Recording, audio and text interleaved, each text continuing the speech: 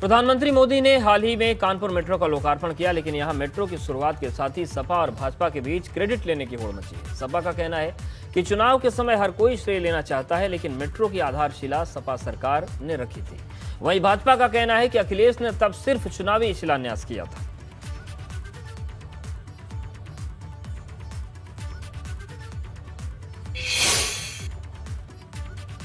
देखिए, चुनाव नजदीक है तो हर कोई श्रेय लेना चाहता है, पर कानपुर के लोग भी जानते हैं और आप मीडिया के साथी भी जानते हैं कि जो मेट्रो की आधारशिला रखी गई थी वो समाजवादी सरकार में अखिलेश यादव जी ने रखी थी। देखिए, ये तो मेट्रो पहले सबसे बड़ी बात कि ये मेट्रो कानपुरियों की है, हम लोगों की है। और सबसे बड़ी बात है कि इस पर किसी को जुबानी जंग इसलिए नहीं करनी चाहिए कि तत्कालीन सरकार में जब भारत सरकार ने 3,555 करोड़ रुपए की बैंक गारंटी लेकर इस मेट्रो की सुविधा की स्वीकृति दी और एक चुनावी शिलान्यास मात्र तत्कालीन मुख्यमंत्री अखिलेश जी ने कर दिया और कोई एक भी पैसा आप नेट पर उठाकर देख लीजिए बजट में नहीं दी। विधानसभा चुनाव में काशी और अयोध्या के बाद मथुरा के मुद्दे पर राजनीति शुरू हो चुकी है और अब इस मुद्दे के बहाने भाजपा ने अखिलेश यादव पर सवाल दाग दिए हैं।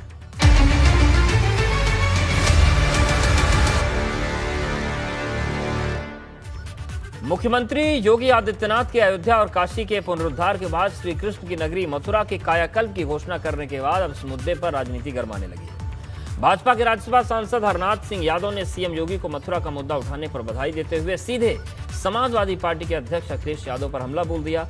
हरनाथ सिंह यादव ने मथुरा के मुद्दे पर सीधे अखिलेश यादव पर निशाना साधते हुए सवाल किया कि मथुरा में कृष्ण जन्मभूमि की विवादित भूमि पर अखिलेश यादव का क्या कहना है। हरनाथ यादव यहीं नहीं रुके, उन्होंने कहा कि अखिलेश यादव को सार्वजनिक मंच से बताना चाहिए कि मथुरा में विवादित भूमि पर भगवान कृष्ण का मंदिर बनना चाहिए या नहीं। प्रदेश के पूर्व मुख्यमंत्री श्री अखिलेश यादव जी से एक सवाल करना चाहता हूँ कि भगवान कृष्ण की जन्मभूमि यानी जिस स्थान पर उनका जन्म हुआ था, जिसे गर्व कहना चाहिए, जहाँ पर मस्जिद खड़ी हुई है, इस बारे में उनका क्या कहना है? क्या उनमें इतनी ताकत है कि इस देश की अस्मिता से जुड़े हुए जो बिंदु हैं उनको अपने सार्वजनिक मंचों से जैसे उदाहरण के लिए भारत माता की जय है, वंदे मातरम है, जय श्री राम है, जय हर हर महादेव है, जय कृष्ण जन्मभूमि है, उसके बारे में उनकी क्या हिम्मत है कि वो अपने मंच से खड़े होकर के बोले। 3 दिनों के लखनऊ दौरे पर भारत निर्वाचन आयोग ने प्रेस कॉन्फ्रेंस कर अहम जानकारी दी। आयोग ने साफ कर दिया कि यूपी में तय समय पर विधानसभा के चुनाव होंगे। लखनऊ में मुख्य चुनाव आयुक्त सुशील चंद्रा ने कहा कि कोविड प्रोटोकॉल के तहत समय पर विधानसभा चुनाव होंगे। मुख्य चुनाव आयुक्त ने कहा कि यूपी के हर राजनीतिक पार्टी ने समय पर चुनाव संपन्न करवाने की सलाह दी। हालांकि कुछ दलों ने चुनावी रैलियों की संख्या घटाने और रैलियों में भीड़ नियंत्रण की बात भी कही है। मुख्य चुनाव आयुक्त ने कहा कि 5 जनवरी को फाइनल वोटर लिस्ट आएगी, जिसके बाद चुनाव की तारीखों का ऐलान किया जा सकता है। इस दौरान आयोग ने कई अहम चीजों के बारे में जानकारी दी।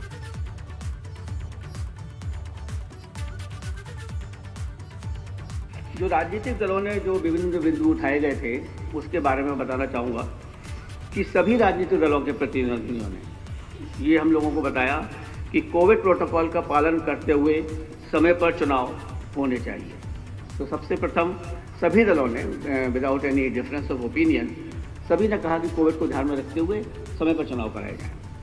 हम सभी लोगों ने पॉलिटिकल पार्टीज के साथ मीटिंग की और इसके अंतर्गत all India Trinamool Congress, Bahujan Samaj party, Bharatiya Janata party, CPI, CPIM, Indian national Congress, nationalist Congress party, राष्ट्रीय लोकदल और समाजवादी पार्टी के प्रतिनिधियों ने आकर आयोग से मुलाकात की और अपने विचारों, समस्याओं और सुझावों से अवगत कराया।